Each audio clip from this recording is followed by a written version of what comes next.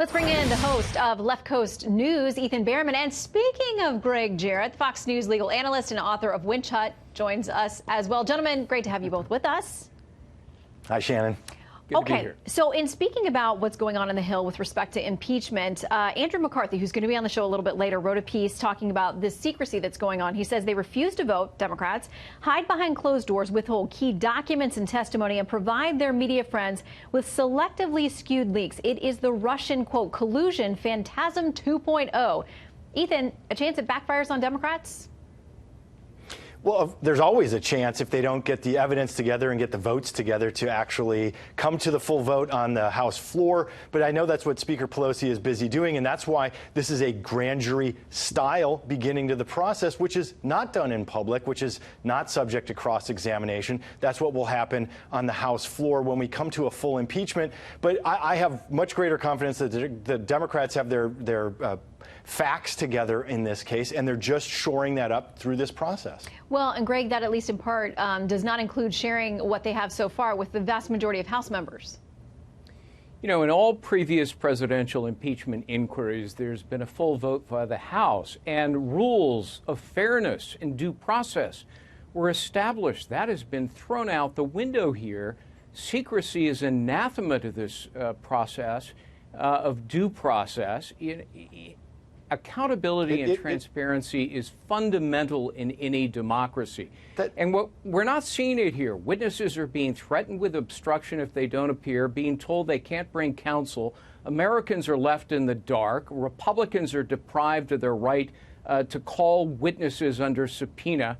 This is not a fair process. It's a violation and an affront to the constitutional principle of due process. And the Supreme Court has said due process applies to congressional investigations. That includes congressional impeachment inquiries. Well, and I want to read something that's a bit of a caution coming from spectator.org. Under their headline, Trump will win in 2020 because of impeachment.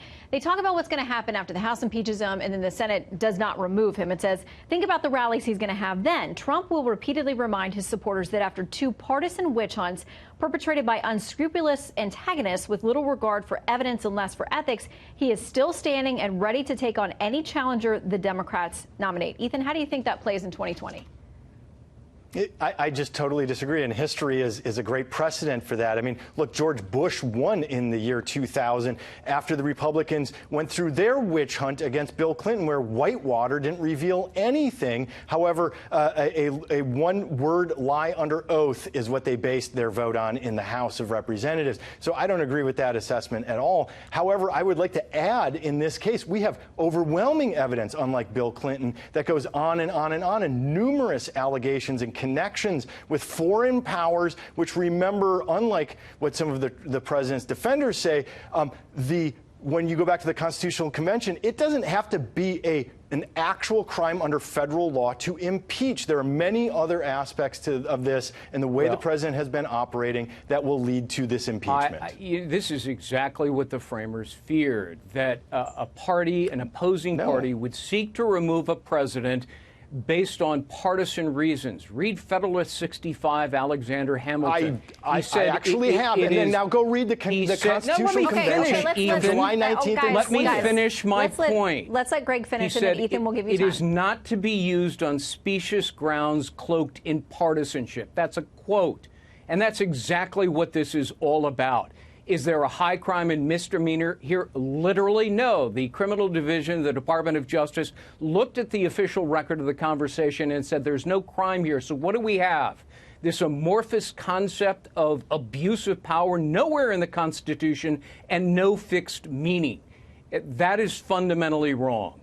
So, Ethan, is it better for the Democrats to take away some of these arguments from the White House, from the president, from Republicans, by opening this thing up? If the evidence is so overwhelming against the president, why not? And the testimony is so bad for him, why not open it up so that everybody can have a look at what's going on?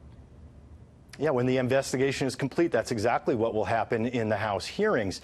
I would also add that we have things like the Emoluments clause. I didn't see President Trump sell off his peanut farm like all previous presidents have done. He's exposed himself time and time again. And then the statement just made now about this server in Ukraine is monumentally failed in the context of how you even investigate information security with computers. I actually have a background in that. All I need is the IP address to know where that is. This president has done this to himself.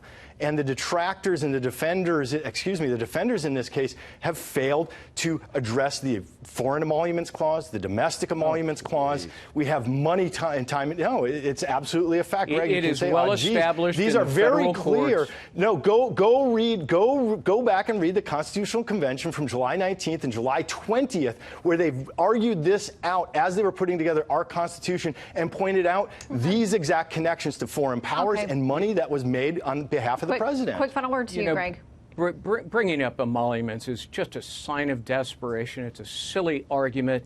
The federal courts have said emoluments don't apply to pre-existing businesses. If it were otherwise, the first 5 presidents of the United States would have been thrown out of office based on emoluments. I've written extensively about it. It's a silly argument to make. Well, I do keep the Federalist Papers on my shelf in my office. And before we have you two back on, I'm going to have to flip through it, get some of my own excerpts spring up. In the meantime, Ethan and Greg, thank you both very much. Sure. Thanks, Shannon.